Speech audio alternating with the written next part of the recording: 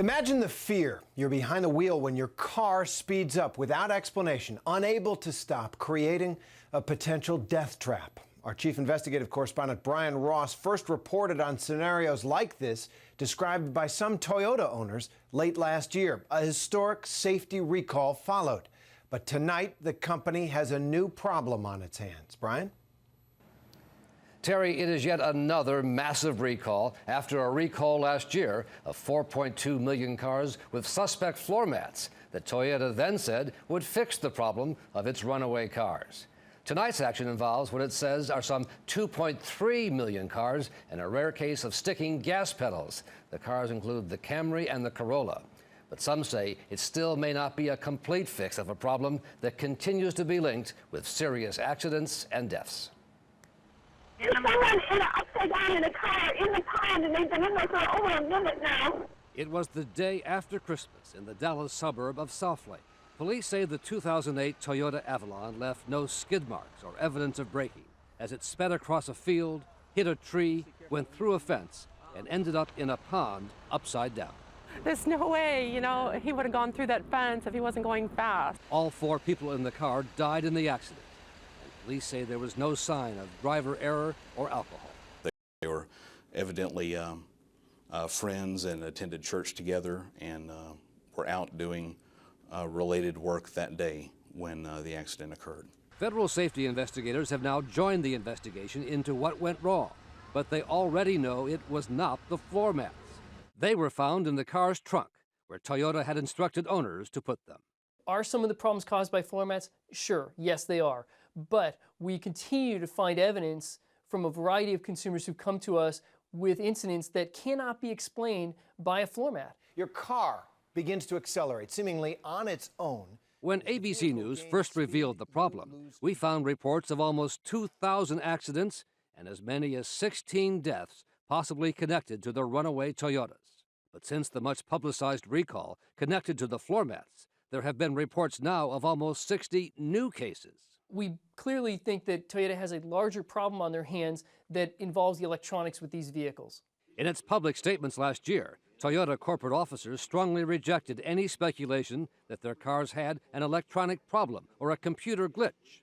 There is no evidence to support these theories, and we want our owners and potential customers to have the facts. After about a half mile to a mile, the car started accelerating on its own. But the New Jersey owner of this Toyota Avalon says what happened to him cannot be explained by a floor mat. Just took off on it? It just took off. It seemed like the more I hit the brake, the harder it wanted to accelerate. So I knew I needed to control the car. It started accelerating, started going faster and faster. Kevin Haggerty of Pittstown, New Jersey, says his car shot up to 65 miles an hour. Without me pushing on the accelerator at all. At all? Haggerty said he was able to get his car under control only because he had seen ABC News reports on what to do if it happened. Shift to neutral. Here's what you need to do. Put your foot on the brake hard. Put the car to neutral.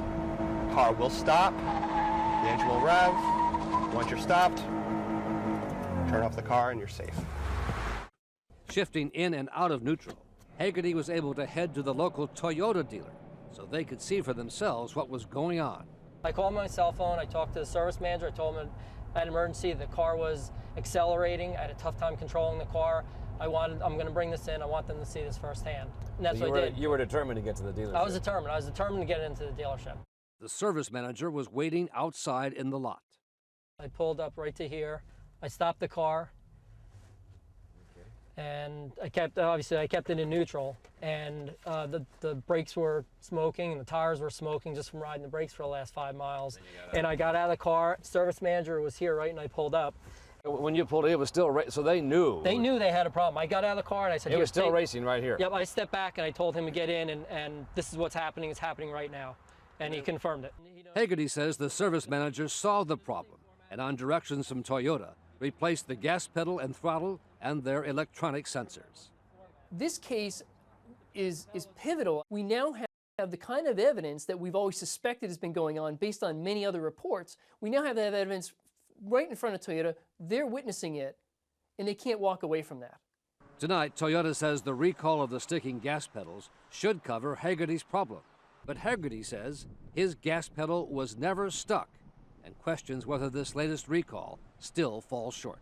So the credibility of the company's on the line with this, and it's a huge problem that must get solved soon. Haggerty got his car back, but still worries about its safety, especially if his wife had been driving when it began to run away.